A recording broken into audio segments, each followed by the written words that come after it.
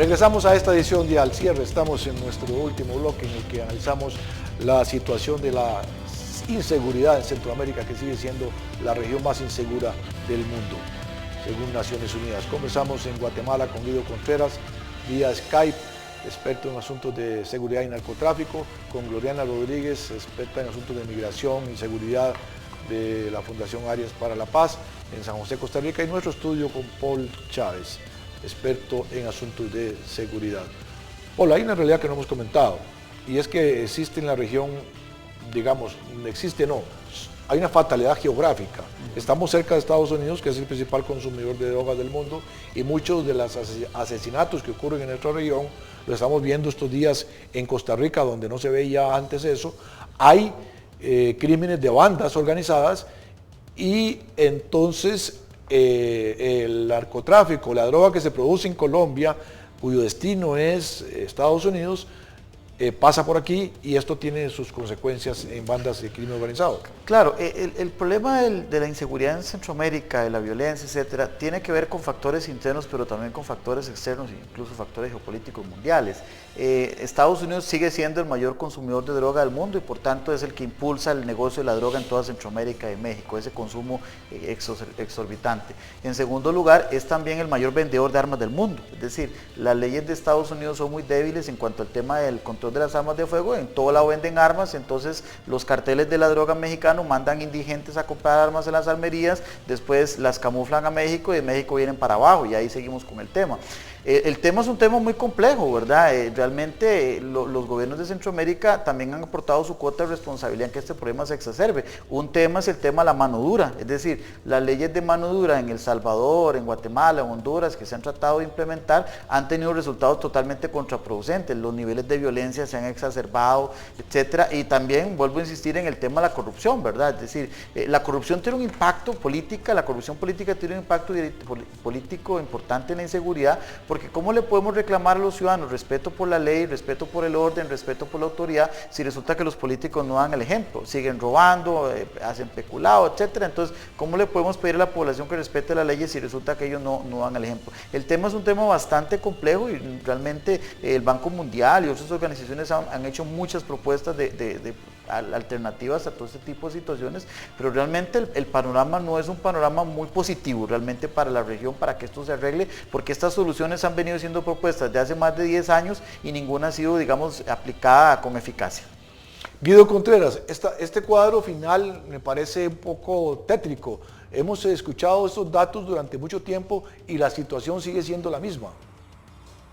Sí, de hecho, en el Triángulo Norte Centroamericano, por ejemplo, la población, el ciudadano común, prácticamente ya está resignado, podríamos decir, y ya dentro de sus niveles de vida y dentro de su cultura de vida, ya está el tema de la resignación. Ya nosotros vemos en los periódicos, vemos en los diarios, todos los días muertos, y ya no nos preocupamos al final de esas noticias, sino que vamos un poquito más allá a tratar de buscar noticias que realmente den una esperanza de vida, por así decirlo.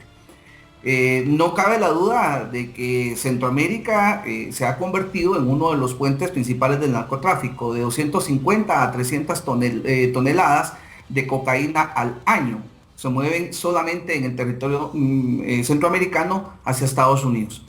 De allí también podemos considerar que los temas de corrupción, los temas de políticas públicas claras que realmente den una solución a los problemas, la inserción realmente de los jóvenes, una preocupación directa hacia la juventud que forma parte de las pandillas, que es el referente de la violencia en el Triángulo Norte Centroamericano, es muy escasa por parte de los diferentes estados que lo conforman.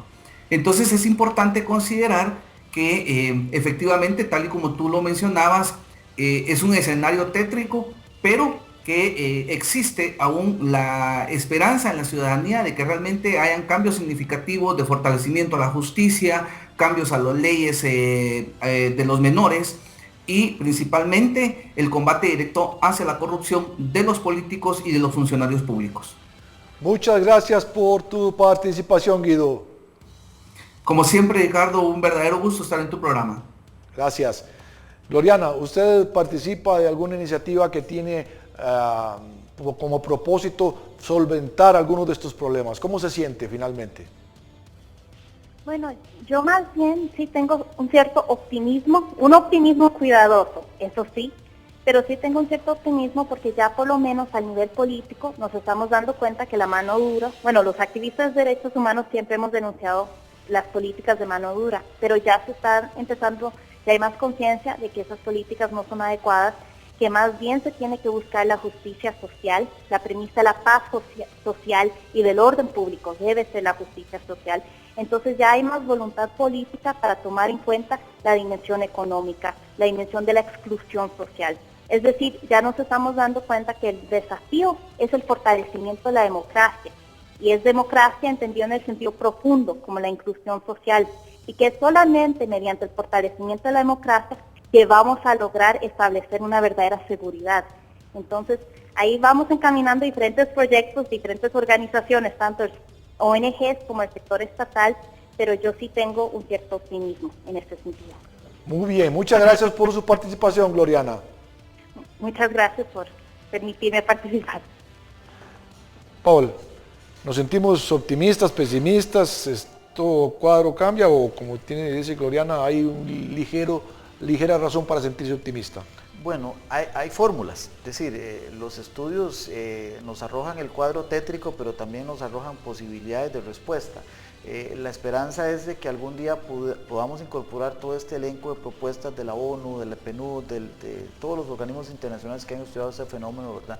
Sin embargo, lamentablemente Centroamérica inicia pronto elecciones en diferentes momentos, creo que en los próximos meses, ¿verdad? Y lamentablemente los políticos siempre han visto la mano dura y propuestas que ya se sabe que no funcionan y las siguen proponiendo, pena de muerte, cárceles masivas, etcétera, y eso no funciona. O sea, el asunto es de que yo en este tema quisiera a veces ser muy realista sobre el escenario, ¿verdad? Porque hay una realidad política mundial y regional, etcétera, que hace que uno pueda pensar que tal vez las cosas no se van a mejorar. O sea que entonces estaría de acuerdo, por ejemplo, con la negociación con las maras. Es un tema muy complejo, pero lo cierto del caso es que resultó. O sea, por ejemplo, en el caso de Guatemala, los niveles en el caso de El Salvador, incluso hubo intervención de la iglesia, o sea, actores independientes que fortalecieron este proceso. Esto llevó a una disminución de la violencia sin paralelo. Es decir, eso definitivamente incorporó iniciativas de inclusión a estas poblaciones, que generalmente siempre son excluidas pues, del todo tipo de iniciativas, ¿verdad? Entonces, pues, definitivamente es un tema complicado negociar con los delincuentes, pero lo cierto del caso es de que esto llevó algún tipo de calma un poco a El Salvador, y ahora otra vez el gobierno entrante desconoció todos los acuerdos y otra vez volvimos a la violencia imparable de todos los días que viven lamentablemente los señores de El Salvador, ¿verdad? Muy bien, esperemos que tengamos en algún momento oportunidad de hacer otro programa en que la visión hacia el futuro sea mejor que la que tenemos ahora. Gracias, Paul. Muchas gracias a usted. Gracias a todos ustedes y nos vemos la próxima semana en otra edición de Al Cierre.